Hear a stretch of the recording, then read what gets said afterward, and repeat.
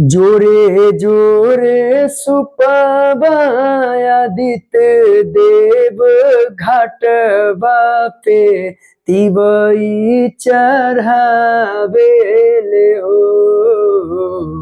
जल बीचे खड़ा होई दर्शन ला आसरा लगावेले हो। जी नमस्कार दोस्तों, आप लोगों का फिर से स्वागत है आपका अपना YouTube चैनल ओनली स्टडी कर। जैसा कि आप सभी को पता है कि अभी हम लोगों का बिहार का एक बहुत ही प्रसिद्ध पर्व जिसका नाम है छठ पूजा है ना। इसीलिए मेरे मन में आया कि मैं एक सॉन्ग क्यों ना गा दूं, इसीलिए मैं आज एक सॉन्ग गाया हूं, है ना। आइए देखते हैं, आज हम लोग का एक नया टॉपिक है जिसका नाम है क्रिया। क्योंकि हम लोग संज्ञा सर्वनाम विशेषण ये सभी पढ़ने के बाद अब हम लोग पढ़ रहे हैं क्रिया। क्रिया को भी इसी तरीका से जड़ से हिलाकर रख देंगे, केवल आप लोग को शुरू से अंत तक। और मैं ना बारीकी से एक एक करके पूरा प्लेलिस्ट बना रहा हूं। एक जगह पूरा वीडियो मिल जाएगा, पूरा व्याकरण का वीडियो मिल जाएगा। अगर कहीं ढूंढ रहे हैं तो ढूंढिए ओनली स्टडी कर पर, वहां टोटल व्याकरण पूरा फ्री में अपलोड किया जा रहा है। कोई पैसा नहीं देना है, पूरा बिल्कुल, केवल आपको थोड़ा सा कर्म करना है, मेहनत करना है, नोट डाउन करना है। देखिए मेरे दोस्त, क्या होता है क्रिया ना, आज एक एक करके, क्योंकि बहुत सारा क्वेश्चन पूछा जाता है और साथ में एग्जाम आप लोगों का बहुत ही नजदीक आ चुका है। देखो यहाँ क्रिया, यानी क्रिया का मतलब क्या होता है। देखो सीधा सा सिंपल सा मतलब है, जिसको इंग्लिश में आप वर्ब बोलते हो ना, वर्ब वही होता है, हिंदी में क्रिया होता है। हिंदी में क्या होता है? क्रिया। इंग्लिश में वर्ब, जैसे देखो पढ़ना, लिखना, जाना, जिसके अंत में ना लगता है ना वह वर्ब होता है। वह क्या होता है? वर्ब होता है। और इसी को बोलते हैं क्रिया। जैसे पढ़ना, लिखना, जाना, खेलना, कूदना, ये सभी क्या है? क्रिया है। लेकिन एक बात याद रखिएगा, नाम आ जाएगा, जैसे नाना, नानी। नाना में तो ना आ गया था आपको, सर आप तो बताया ना आ जाएगा तो क्रिया होगा। नहीं, ये ध्यान नहीं, ना तो आएगा लेकिन कोई नाम नहीं रहना चाहिए। नाना तो नाना में आ गया ना, तो आप कहोगे कि वर्ब है। नहीं मेरे दोस्त, वर्ब का पहचान है ना, लेकिन नाम नहीं आएगा। ठीक है, देखो यहाँ पर क्रिया क्या होता है। तो जिस शब्दों से किसी काम के होने या करने का बोध हो, क्या बताया कि जिस शब्दों से किसी काम का होने या करने का बोध हो, यानी किसी काम का होने या करने का बोध होता है, ऐसा लगता है कि कोई काम हो रहा है या करने का पता चलता है, तो वह कहलाता है, उसी को हम कहते हैं क्रिया। वही बात तो लिख दी यहाँ पर, कुछ दिमाग लगाना है, केवल समझना है, सुनना है। 5 मिनट 10 मिनट निकाल कर देख लोगे ना तो याद हो जाएगा, छाप दोगे, 1 नंबर आ जाएगा तुम्हारा। 1 नंबर क्या, 2-3 नंबर पूछा जाता है। देखो, तो जिन शब्दों से किसी काम के होने करने का बोध हो उसे क्रिया कहते हैं। यानी जिस शब्दों से किसी काम के होने या करने का बोध हो उसे क्रिया कहते हैं। सीधा सा मतलब है। देखो ना कितना अच्छा सा लिख दिया है कि क्रिया का अर्थ है कार्य का होना या करना। सिंपल है ना। यानी क्रिया का अर्थ क्या हो गया? तो क्रिया का अर्थ हो गया यानी किसी काम का, किसी कार्य का होना या किसी कार्य को करना ही क्रिया कहलाता है। इसी का अर्थ हो गया। अब यहाँ पर देखो, यहाँ पर लिखे क्रिया एक विकारी शब्द है। कई बार ऑब्जेक्टिव में पूछा गया है कि क्रिया को कौन शब्द कहते हैं, विकारी शब्द या अविकारी शब्द, है ना। तो याद रखिएगा, क्रिया एक विकारी शब्द है। कौन शब्द है? क्रिया एक विकारी शब्द है, जिसके रूप क्या होते हैं ना, रूप वचन, यानी जिसके रूप वचन लिंग एवं पुरुष के अनुसार बदलते रहते हैं। यानी क्रिया क्या होता है, उसका रूप लिंग वचन के अनुसार बदलते रहता है क्रिया का। जैसे मान लो कि ना हिंदी में, इंग्लिश में आप लोग वर्ब पढ़ते हो तो वर्ब में देखिए लगता है जैसे गो, गो मतलब जाना होता है कि नहीं होता है। तो उसमें आप V5 बनाते हैं तो गोज, फिर V3 बनाते हो तो गो वेंट गोन, V2 बनाते हैं तो वेंट हो जाता है। इस तरीका चेंज हो रहा है कि नहीं हो रहा है? तो क्रिया चेंज होता है ना, तो वही तो बताया यहाँ पर कि क्रिया एक विकारी शब्द है, जिसके रूप वचन, यानी रूप वचन लिंग एवं पुरुष के अनुसार, यानी रूप वचन लिंग एवं पुरुष के अनुसार बदलते रहते हैं। क्रिया की यही अपनी विशेषता है। क्रिया की विशेषता है, मतलब बदलता रहता है ना।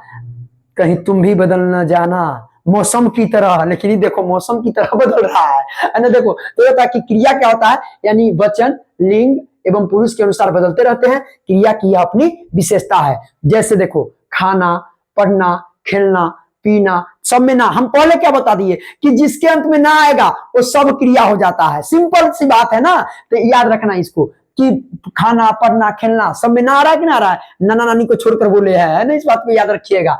तो इस तरीका से ये हो गया। उदाहरण वाक्य लिख दिए है, देखो ना कितना अच्छा है। रूपाली, तुम कहां देख रहे हो? रूपाली मोबाइल देख रही हो केवल, कि मेरा वीडियो देख रही हो? नोट डाउन करना है, समझ गई ना। यहाँ पर देखो रूपाली, रूपाली को कूदना पसंद है। रूपाली, तुमको कूदना पसंद है कि पढ़ना? पढ़ना है तुमको, है ना। तो देखो यहाँ पर रूपाली को कूदना पसंद है। दिनेश को नेपाल जाना है। दिनेश को नेपाल जाना है। अब बताइए, किसी को नेपाल जाना है, किसी को पटना जाना है, तो देखो जाना आ गया ना यहाँ पर, कूदना, क्या हो गया आपका भर। यहाँ पर दिनेश को नेपाल जाना था, जाना क्या हो गया भर, भर मतलब क्रिया। तो इस प्रकार से ये उदाहरण वाक्य भी मैंने लिख दिया और जैसे भी लिख दिया। यहाँ पर देखो कर्म के आधार पर क्रिया के भेद, कर्म के आधार पर क्रिया के भेद, तो कर्म के आधार पर क्रिया के ना दो भेद है, याद रखना इस बात को। यही भेद कभी कभी पूछ देगा कि क्रिया के कितने भेद है, तो किसके आधार पर, तो कर्म के आधार पर। हम ना किसका कितना भेद है ना, एक 60 सेकंड का वीडियो बनाकर, 60 से 55 सेकंड का वीडियो है, बनाकर मैं अपलोड कर दिया हूं, जाकर एक बार देख लो ना। इतना सेकंड भी टाइम नहीं है, घंटा छोड़ो सेकंड की बात की है ना। तो जाकर देख लेना, उसमें सबके भेद हम पढ़ा दिए हैं, क्योंकि एक नंबर वहां से आ जाना फिक्स है, तय है। यहां पर देखो, तो कर्म के आधार पर क्रिया के भेद, एक है लिखे कि कर्म के आधार पर क्रिया के सामान्यतः दो भेद है। कर्म के आधार पर क्रिया के कितने भेद है, दो भेद है। एक है सकर्मक क्रिया, एक सकर्मक, और एक है अकर्मक। सकर्मक अकर्मक, सकर्मक अकर्मक, कितना मजा आ रहा है बोलने में, लेकिन यही चीज याद नहीं रहता है, एग्जाम में गलत करके चले आते हैं। देखो, तो सकर्मक क्रिया एक है, अकर्मक क्रिया। तो क्रिया दो प्रकार के हो गया, यानी कि कर्म के आधार पर क्रिया के भेद कितने हो गया, दो, एक सकर्मक क्रिया और दूसरा अकर्मक क्रिया। देखो क्या होता है सकर्मक क्रिया, मैंने लिख दिया है, एकदम आसान परिभाषा है, एकदम समझ में आ जाएगा आपको, केवल समझिएगा तब, सुनिएगा तब। दिल कहीं और है, दिमाग कहीं और है, किताब कहीं और है और तुम कहीं और हो, कहां से समझ में आएगा। दिल दिमाग एक कर समझना है। देखो यहां पर, तो सकर्मक क्रिया क्या लिखे कि सकर्मक क्रिया के व्यापार का फल कर्म पर पड़ता है। यही बात को याद तो रखना है, इसी बात को याद रखना है, यानी फल पड़ता है कर्म पर। अब कर्म क्या होता है, अब मैं पढ़ाऊंगा इसके बाद कारक प्रकरण, तो कर्ता क्या होता है, कर्म क्या होता है, करण क्या होता है। जो कारक होता है ना, कारक को भी इसी चुटकी में मस देंगे सीधा। आप केवल इसके बाद में कारक का भी वीडियो लेकर आऊंगा, केवल आप समझते रहो, पढ़ते रहो, मेरा सपोर्ट करो, लाइक सब्सक्राइब शेयर करो दोस्तों के साथ, ताकि मेरा हौसला बने रहे। और इसी तरीके से कमेंट भी करो अगर समझ में आ जाए तो, है ना। देखो यहाँ पर क्या बताए, सकर्मक क्रिया, तो सकर्मक क्रिया के व्यापार का फल कर्म पर पड़ता है, यानी सकर्मक क्रिया के व्यापार का फल किस पर पड़ेगा, कर्म पर पड़ता है, या कर्म की संभावना होती है, या कर्म की क्या होगी, संभावना, पॉसिबिलिटी होती है, उसे सकर्मक क्रिया कहते हैं।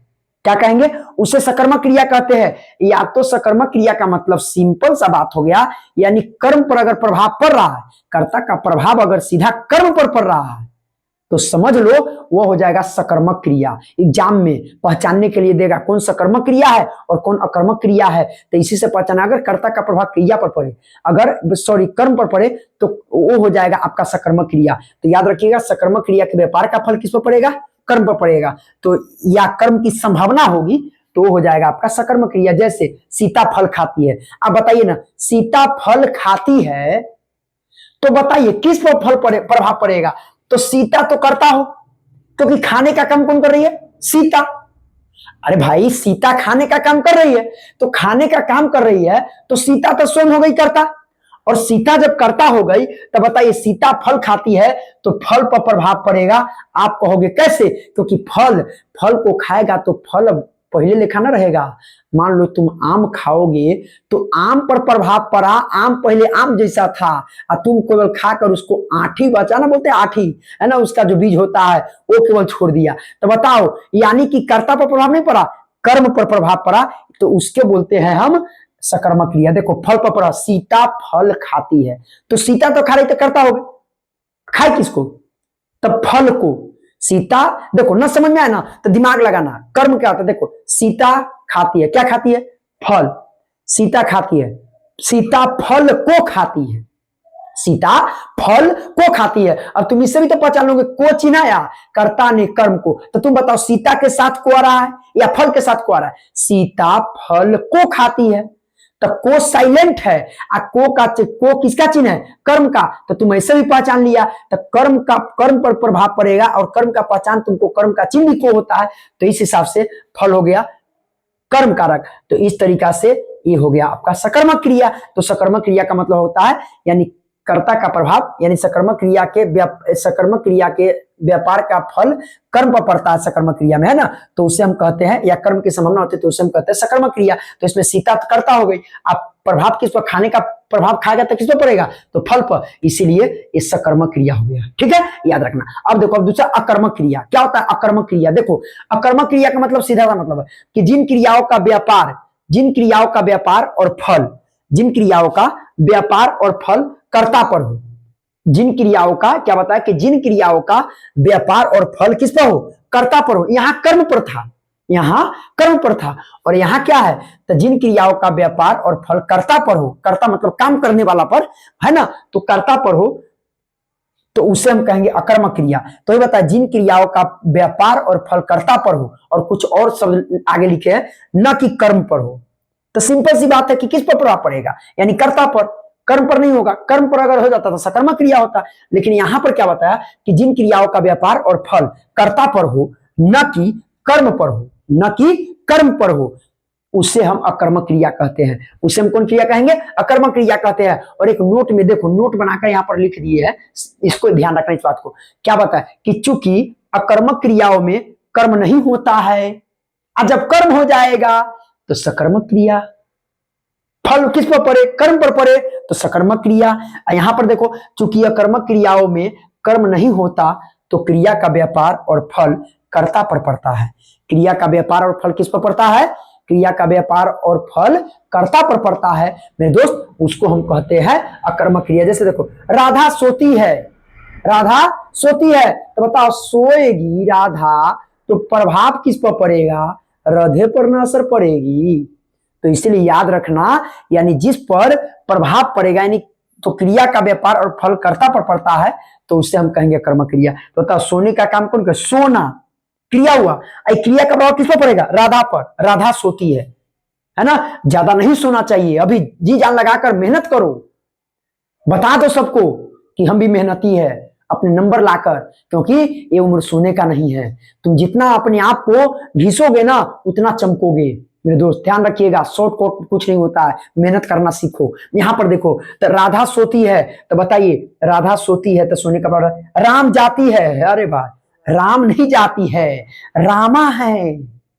हाँ, देखने में लगता है राम राम राम राम, राधा राधा का नाम जाप करो सब ठीक हो जाएगा। देखो, रामा जाती है, रामा जाती है, तो जा कौन रही है, रामा, तो प्रभाव किस पर पड़ेगा, यानी क्रिया का प्रभाव रामा पर, है ना। तो इस तरीका से रामा पर पड़ा, तो ये हो जाएगा आपका अकर्मक क्रिया। कौन क्रिया हो जाएगा, अकर्मक क्रिया। एग्जाम में देगा सकर्मक और अकर्मक, पहचान लोगे कि नहीं पहचान लोगे, पहचान लोगे, क्योंकि अकर्मक सकर्मक में देखो यहाँ पर सकर्मक लिखे है, तो सकर्मक में क्या रहेगा, यानी कर्ता का यानी क्रिया का प्रभाव किस पर पड़ेगा, क्रिया का फल किस पर पड़ेगा, तो सीधा पड़ेगा कर्म पर, और इसमें क्रिया का प्रभाव किस पर पड़ेगा, कर्ता पर। जैसे राधा करता काम कर रही सोने का, तो सोना किस पर फर्क पड़ेगा, राधा पर। जाती है तो जाने का काम, तो फर्क किस पर पड़ेगा, किस पर प्रभाव पड़ेगा, तो रामा पर। और यहाँ पर देखो, सीता फल खाती है, राम पुस्तक पढ़ता है, तब पढ़ता है, तब पढ़ेगा तो पुस्तक पर प्रभाव पड़ेगा, ठीक है, यानी क्रिया का प्रभाव पढ़ेगा तो किस पर पड़ेगा, तो कर्म पर। तो इस तरीका से सीता फल खाती है तो फल पर असर पड़ेगा, तो ये हो गया सकर्मक क्रिया। और जबकि इसमें हो गया यह कर्मक क्रिया, कर्ता पर पड़ेगा, है ना, क्रिया का प्रभाव। तो इस तरीका से मेरे दोस्त, इस सकर्मक क्रिया अकर्मक क्रिया किसके आधार पर था, तो कर्म के आधार पर क्रिया के, ठीक है। अब चलिए नेक्स्ट वीडियो में फिर मैं आगे इसी के प्रकार में पढ़ाऊंगा। तब तक के लिए मेरे दोस्त, आपको मेरा व्हाट्सएप चैनल नया खुल चुका है, क्योंकि मेरा मोबाइल गुम हो गया है, अब नया मोबाइल लिए है, उस पर व्हाट्सएप चैनल फिर से लॉगिन हुआ है। आप लोग फिर से जो है व्हाट्सएप चैनल को फॉलो कीजिएगा, ताकि सबसे पहले आप तक वीडियो पहुंच सके। तब तक के लिए जय हिंद दोस्तों।